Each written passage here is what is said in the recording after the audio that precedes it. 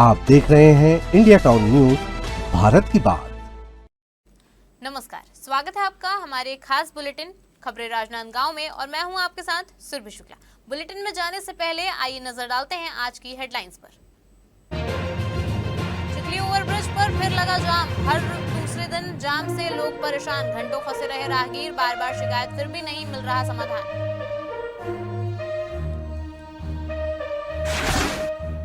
अष्टमी पर भक्ति का उमड़ा सैलाब, मां महागौरी की विशेष पूजा अर्चना, मंदिरों में हुई भव्य महाआरती।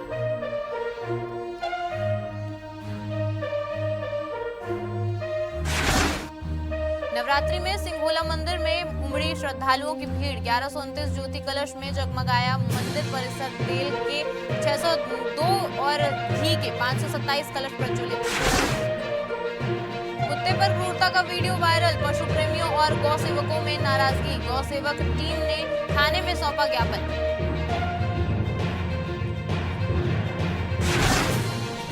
सोमनी पंचायत में सरपंच विवाद, सरपंच पर मनमानी और भ्रष्टाचार के आरोप, 16 पंचों ने पेश किया अविश्वास प्रस्ताव, आंदोलन तेज होने की संभावना।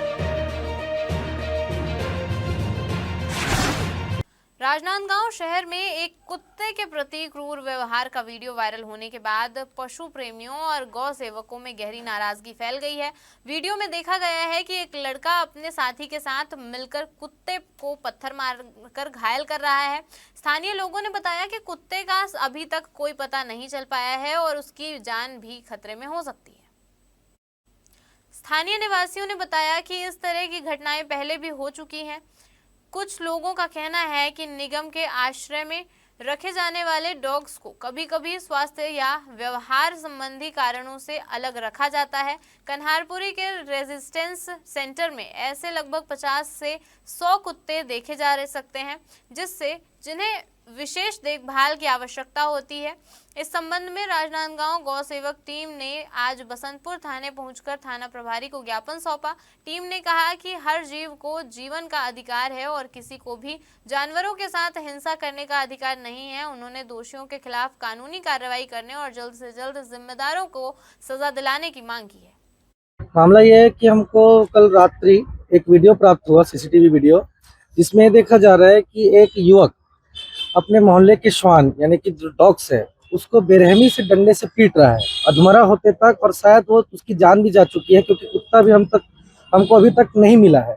आसपास के लोगों से भी पता किया गया तो पता चला कि उसके द्वारा ऐसा कई बार किया गया है।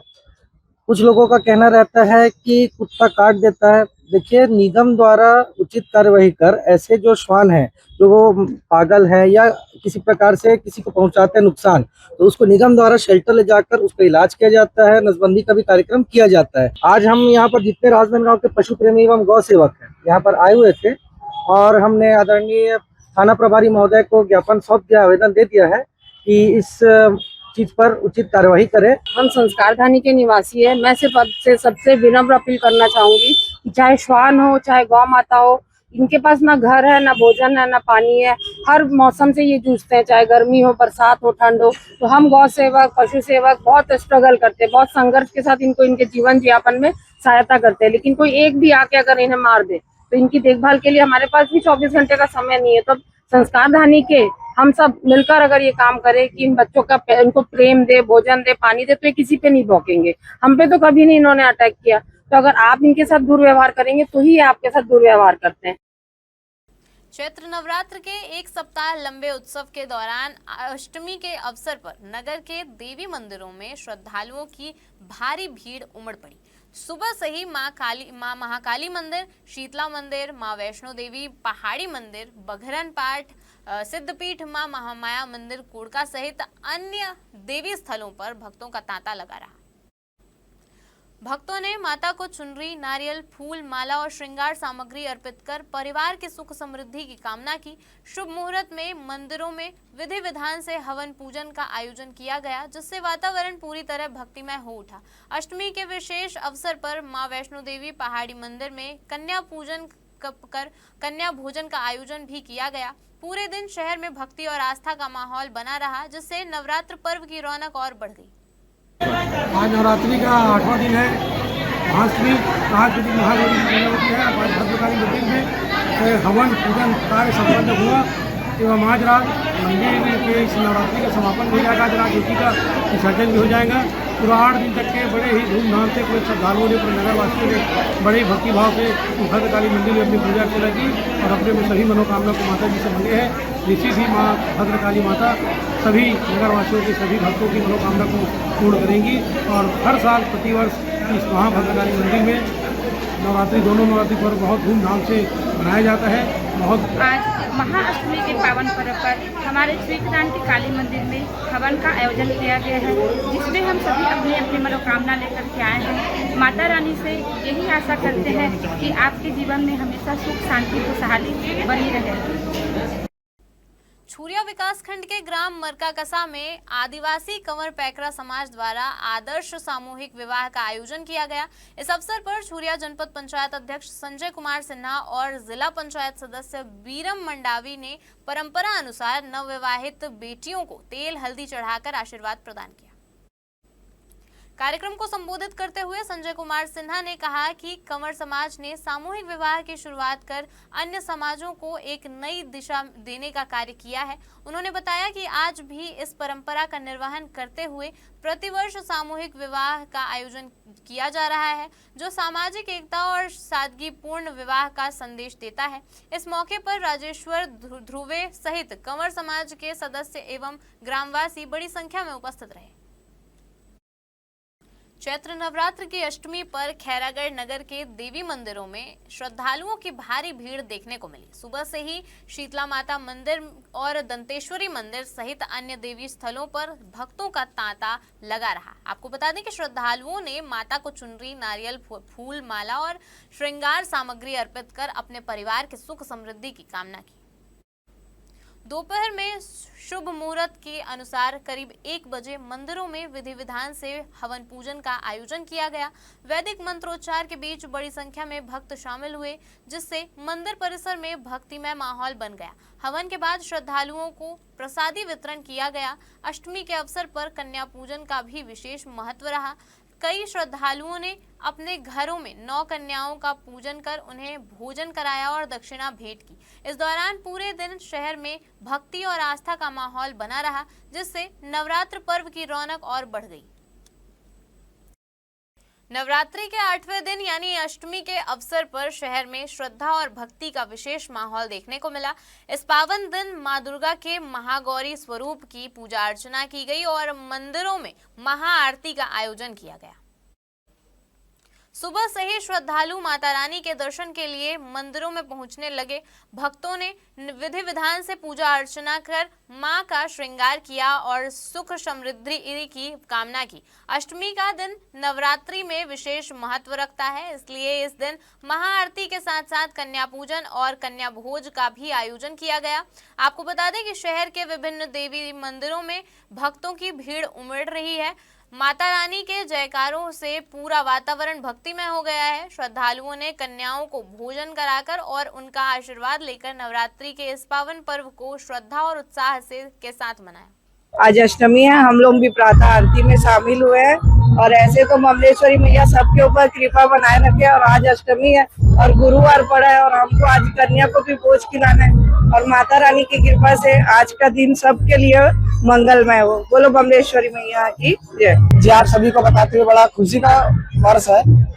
आज महाअष्टमी के पावन अवसर पर, चैत्र नवरात्र के पावन अवसर पर हम सभी यहाँ दर्शन करने आए। हम सभी साथीगण के साथ आज यहाँ डोंगरगढ़ पहुंचे हैं। जिस प्रकार से डोंगरगढ़ में मुझे 6वां वर्ष प्रारंभ है। मैं साल के 2 नवरात्र, चैत्र नवरात्र और एक शरद नवरात्र में, मैं दोनों नवरात्र में खासकर अष्टमी के दिन आता हूँ, यहाँ आरती एकदम पूजन करता हूँ। और वैसे कि देखा जाए कि यहाँ पब्लिक जो है काफी भारी संख्या में है और पब्लिक को चाहत है माँ बमलेश्वरी से कि माँ बमलेश्वरी यहाँ विराजित है। डोंगरगढ़ वासियों के लिए बड़ी खुशी की बात है। वक्त हो चुका एक छोटे से ब्रेक का, बने रहिए इंडिया टाउन न्यूज के साथ। कभी कभी चेहरे का छुपा दर्द दुनिया नहीं देख पाती है। दाग, मुहासे, झाइयां सब आपके आत्मविश्वास को कम कर देता है, पर अब नहीं, क्योंकि Rukhsana glow and fair face pack जो दे आपकी स्किन को वो प्यार जो सिर्फ प्रकृति दे सकती है। हर लेयर को साफ करे, हर दाग को करे हल्का और आपकी मुस्कान फिर से लौटाए। Because you deserve to glow naturally.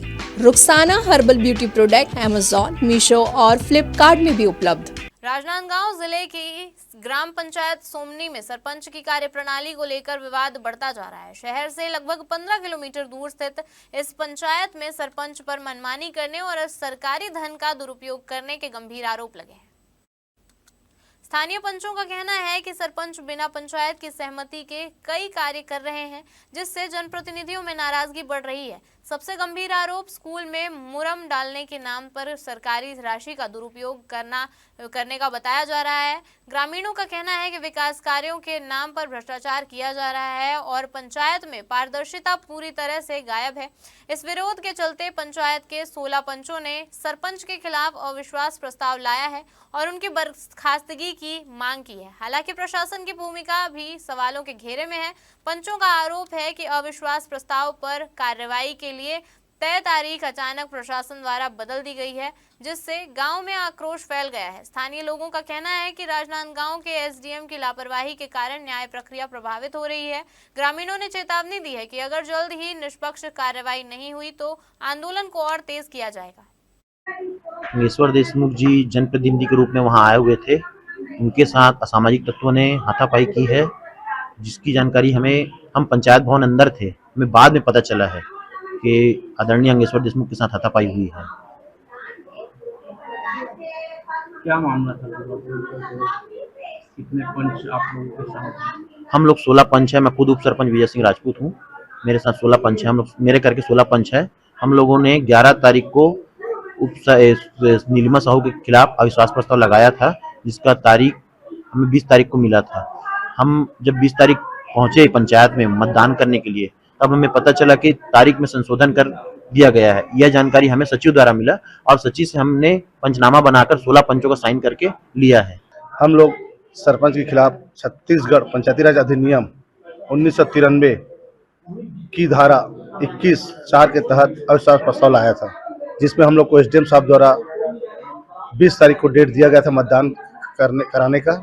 जब हम लोग 20 तारीख को 16 पंच मतदान करने ग्राम पंचायत सोमनी पहुंचे, तो हमें सचिव से पता चला कि एसडीएम सर द्वारा डेट को संशोधन किया गया, जबकि पंचायती राज अधिनियम में ऐसा नहीं लिखा है कि अविश्वास प्रस्ताव को डेट को संशोधित किया जाए। जब हम लोग कल मतदान करने ग्राम पंचायत पहुंचे, तो इतनी भीड़ जमा थी वहां पर कि असामाजिक तत्व शराब पीकर हम लोग के साथ छीना झपटी, मतलब अंदर प्रवेश न कर सके, पंचायत में मतदान न कर सके करके उनके सरपंच पति द्वारा दादागिरी करवाया गया। और हम लोग को पुलिस प्रशासन ने हमको पूरा 16 पंच को ग्राम पंचायत में चैनल गेट में ताला लगाकर हमको सुरक्षित रखा। शहर का प्रमुख मार्ग माने जाने वाला चिखली ओवरब्रिज एक बार फिर भीषण ट्रैफिक जाम की चपेट में आ गया है। लगातार हर दूसरे दिन लग रहे जाम ने आम लोगों की परेशानियों को और बढ़ा दिया है। खासकर मार्केट से चिखली की ओर जाने वाले और चिखली से शहर की ओर आने वाले नागरिकों को घंटों जाम में फंसे रहना पड़ रहा है। जानकारी के अनुसार यह ओवरब्रिज शहर का अत्यंत व्यस्त मार्ग है, जहां किसी भी भारी वाहन के खराब हो जाने से पूरा यातायात प्रभावित हो जाता है। इस समस्या को लेकर स्थानीय लोग पहले भी कई बार विरोध प्रदर्शन कर चुके हैं और प्रशासन को आवेदन एवं निवेदन सौंप चुके हैं, लेकिन अब तक स्थिति में कोई सुधार नहीं हुआ है। नागरिकों की मांग है कि रेलवे स्टेशन के पास बन रहे अंडरब्रिज का निर्माण कार्य जल्द पूरा किया जाए, ताकि इस मार्ग पर यातायात का दबाव कम हो सके। स्थानीय नागरिकों ने लोक निर्माण विभाग पर भी सवाल उठाते हुए कहा है कि बार बार शिकायतों के बावजूद इस गंभीर समस्या का स्थायी समाधान नहीं निकाला जा रहा है। उनका कहना है कि अगर जल्द ही ठोस कदम नहीं उठाए गए तो आने वाले दिनों में स्थिति और भी गंभीर हो सकती है। शहर में आस्था और सेवा का अनोखा संगम एक बार फिर देखने को मिला, जहां विधि डायग्नोस्टिक सेंटर द्वारा विगत 9 वर्षों से निरंतर दोनों नवरात्रि के अष्टमी के अवसर पर विशाल भंडारे का आयोजन किया गया। इस वर्ष भी अष्टमी के पावन दिन पर श्रद्धालुओं और आम नागरिकों के लिए भव्य भंडारा आयोजित किया गया, जिसमें बड़ी संख्या में लोगों ने प्रसाद ग्रहण किया। भंडारे की शुरुआत माता रानी की विधि विधान से पूजा अर्चना के साथ हुई, जिसके बाद सभी भक्तों के लिए भोजन प्रसादी की व्यवस्था की गई। आयोजन स्थल पर सुबह से ही भक्तों की भीड़ उमड़ पड़ी और भंडारा देर शाम तक चलता रहा। आयोजकों ने बताया कि यह सेवा कार्य पिछले 9 वर्षों से लगातार किया जा रहा है, जिसका उद्देश्य जरूरतमंदों की सेवा करना और समाज में सद्भाव एवं सहयोग की भावना को बढ़ावा देना है। हर साल की तरह इस बार भी व्यवस्था सुचारू और व्यवस्थित रही, जिससे लोगों को किसी भी प्रकार की असुविधा का सामना नहीं करना पड़ा। इस खास आयोजन को लेकर स्थानीय नागरिकों और श्रद्धालुओं ने इस पहल की सराहना की और कहा कि इस तरह के धार्मिक एवं सामाजिक आयोजन समाज को जोड़ने का कार्य करते हैं। श्रद्धालुओं की आस्था के विषय में तो क्या ही कहना। हर बार लगभग 22 से 25 हज़ार तक लोग यहाँ पर भंडारा में अपना प्रसाद ग्रहण करके जाते हैं और इतनी श्रद्धा से हर बार वो यहाँ आते हैं। यहाँ पाताल भैरवी मंदिर में भी दर्शन करने इतने लोग आते हैं, तो उन्हें देख के हमें भी बहुत अच्छा लगता है कि इतने श्रद्धालु गणों के साथ हम जुड़ पा रहे हैं और माता रानी का भोग उन्हें दे पा रहे हैं। और इतने वर्षों से हर नवरात्रि को अब ये करते आ रहे हैं और बहुत अच्छा लगता है कि माता रानी की इतनी कृपा है कि वो हर बार ये संभव करा पाती हैं, क्योंकि हम में तो सामर्थ्य नहीं है ये करने की, वो करवा लेती हैं। ये बहुत बड़ा आशीर्वाद है उनका। चैत्र में देखिए हमारी यहाँ व्यवस्था रहती है, चैत्र और शारदी दोनों रात में हम लोग व्यवस्था करते हैं और हमारे पूरी जो टीम है और यहाँ के जो है कैटर्स हलवाई जो है वो लगे रहते हैं। और शारदी चैत्र नवरात्र में पाताल भैरवी और डोंगरगढ़ जाने वाले जितने भी भक्तगण हैं वो सब आते हैं, यहाँ प्रसादी पाते हैं। और हमारे यहाँ सुबह 9 से रात को लगभग 12 बजे तक प्रसादी का व्यवस्था रहता है। बहुत बढ़िया है भैया, मैं राजनांदगांव से ही हूँ। आप हर साल आते हैं यहाँ? जी। कैसे लगती है यहाँ की व्यवस्था प्रसाद की? बढ़िया रहती है। बहुत बढ़िया व्यवस्था है भैया और आप लोग करते हैं इसके लिए बहुत बहुत आप लोगों को धन्यवाद। लोगों को खिला रहे प्रसादी, बहुत अच्छी बात है। किन प्रकार के यहाँ पर भोग देखे जाते हैं? जी यहाँ तो अब कई प्रकार से भोग हैं, जैसे खीर है, बोड़ी सब्जी है, भात है, दाल भात है और रायता है, हलवा है। यहाँ आकर बहुत अच्छा लग रहा है, जो भी है व्यवस्था है बहुत बढ़िया है, बहुत अच्छा लग रहा है। इस टाइप का कार्यक्रम होना चाहिए। हाँ होना चाहिए, जरूर होना चाहिए, ताकि सबको अच्छा लगे। जो भी खाली पेट आते हैं, भूख लग रही है, उनको खाना मिले, उनको भी अच्छा लगेगा। भारत सरकार के खेल मंत्रालय, खेलो इंडिया और हॉकी इंडिया के मार्गदर्शन में छत्तीसगढ़ हॉकी द्वारा अस्मिता हॉकी लीग का आयोजन किया जा रहा है। यह लीग वेस्ट जोन के खिलाड़ियों को अवसर देने वाली एक महत्वपूर्ण प्रतियोगिता है। आपको बता दें कि इस प्रतियोगिता में कुल 4 टीमें भाग ले रही हैं, जिनमें से महाराष्ट्र, मध्य प्रदेश, राजस्थान और छत्तीसगढ़ शामिल है। अस्मिता हॉकी लीग का मुख्य उद्देश्य हॉकी को ग्रासरूट स्तर पर बढ़ावा देना है, विशेष रूप से ग्रामीण क्षेत्रों और कृषक हॉकी खिलाड़ियों के लिए। भारत सरकार और खेल मंत्रालय की इस महत्वाकांक्षी योजना के तहत पूरे देश में हर साल 4-5 प्रतियोगिताओं का आयोजन किया जाता है। दरअसल हॉकी खिलाड़ियों के लिए यह लीग एक बेहतरीन मंच और वर्कफ्लो साबित हो रही है, जिससे उन्हें राष्ट्रीय स्तर की प्रतियोगिताओं के लिए तैयार होने का अवसर मिलता है। बहुत ही बढ़िया टूर्नामेंट छत्तीसगढ़ में करवाया जा रहा है और गर्व की बात है कि राजनांदगांव की इसकी मेजबानी मिली है। इस प्रकार का टूर्नामेंट आयोजित होना बेहद जरूरी है, क्योंकि यह टूर्नामेंट ग्रास रूट लेवल पे खिलाड़ियों को आगे बढ़ाने का काम करता है। भारत सरकार और हॉकी इंडिया के निर्देशन में छत्तीसगढ़ हॉकी के द्वारा इस प्रतियोगिता को यहाँ राजनांदगांव के अंतर्राष्ट्रीय हॉकी स्टेडियम में आयोजित किया जा रहा है, जो पूरे राजनांदगांव शहर के लिए गौरवान्वित करने वाला क्षण है। विशेष तौर पर इस प्रतियोगिता की यदि बात की जाए तो महिला हॉकी को बढ़ावा देने के लिए, हमारे देश में महिला सशक्तिकरण का एक उदाहरण सेट करने के लिए इस प्रतियोगिता को आयोजित किया गया है और यह हमारे लिए बहुत ही गौरवशाली क्षण है। जी, भारत सरकार के खेल मंत्रालय, खेलो इंडिया साई और हॉकी इंडिया के मार्गदर्शन में छत्तीसगढ़ हॉकी द्वारा या अस्मिता हॉकी लीग का आयोजन किया जा रहा है। यह वेस्ट जोन है, इसमें कुल 4 टीमें आई है, महाराष्ट्र, मध्य प्रदेश, राजस्थान और छत्तीसगढ़। चारों टीमों के बीच राउंड रॉबिन पद्धति से यह मैच खेले जा रहे हैं और इनमें से 2 टीमें क्वालिफाई करके फाइनल खेलेगी, जो 30 तारीख का आयोजित होगा। प्रतियोगिता का उद्देश्य ग्रास रूट लेवल से हॉकी को बढ़ावा देना है, खासकर बालिका हॉकी को। इस उद्देश्य को लेकर भारत सरकार के खेल मंत्रालय, खेलो इंडिया द्वारा यह महत्वाकांक्षी योजना पूरे देश में लागू की गई है और इसके तहत साल में कुल 4 या 5 प्रतियोगिताएं आयोजित होती है अस्मिता के नाम से और बहुत ही अच्छा प्लेटफॉर्म मालिका हॉकी खिलाड़ियों को इस आयोजन से मिल रहा है। आस्था और भक्ति का पावन पर्व नवरात्रि शुरू होते ही ग्राम सिंघोला स्थित मां भानेश्वरी मंदिर में श्रद्धालुओं की भीड़ उमड़ने लगी है। मंदिर परिसर में भक्तों द्वारा तेल और घी के कुल 1129 मनोकामना ज्योति कलश प्रज्वलित किए गए हैं, जिससे पूरे क्षेत्र में भक्ति का अद्भुत माहौल बना हुआ है। राजनांदगांव शहर से लगभग 10 किलोमीटर दूर बालोद दलीराजहरा मार्ग पर स्थित यह शक्तिपीठ श्रद्धालुओं के लिए विशेष आस्था का केंद्र है।